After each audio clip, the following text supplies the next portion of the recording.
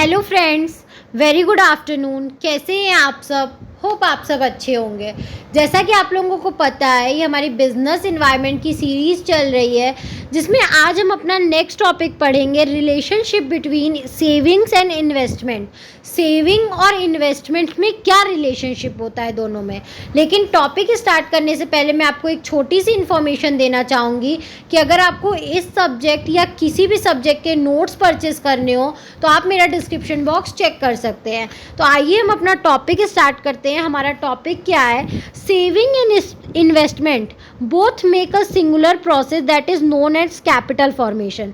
अगर आप सेविंग कर रहे हो या आप इन्वेस्टमेंट कर रहे हो तो दोनों में क्या हो रहा है? एक ही प्रोसेस यूज हो रहा है, जो कि हो रहा है कैपिटल फॉर्मेशन। आप दोनों के लिए क्या करते हो? कैपिटल जुटाते हो। सेविंग करके भी आप कैपिटल बनाते हो और इन्वेस्टमेंट करने के लिए भी आप कैपिटल जुटाते हो। ठीक है, तो दोनों में सेम प्रोसेस यूज हो रहा है।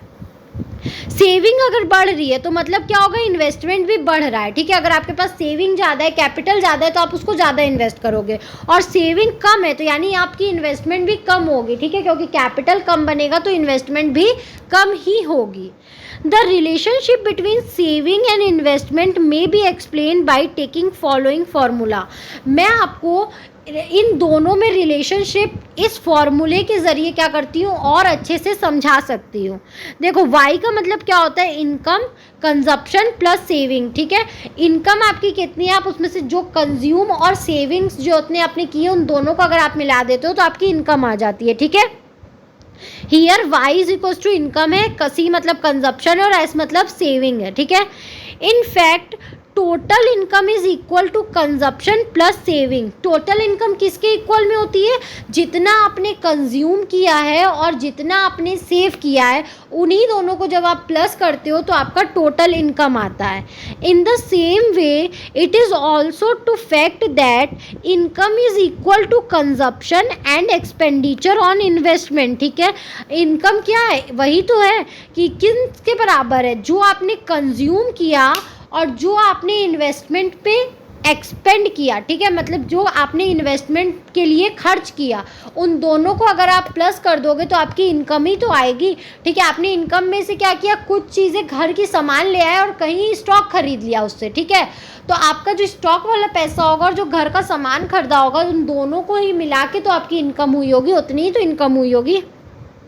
सो y plus c plus i, here y is equal to income, c मतलब कंजप्शन और i मतलब इन्वेस्टमेंट। तो वही सेम फॉर्मूला हुआ। ठीक है, from equation 1 and 2 saving is equal to investment. ठीक है, आप अगर इक्वेशन 1 और 2 देखो तो सेविंग की जगह इन्वेस्टमेंट हमने रखा है। ठीक है, मतलब सेविंग और इन्वेस्टमेंट बराबर ही है।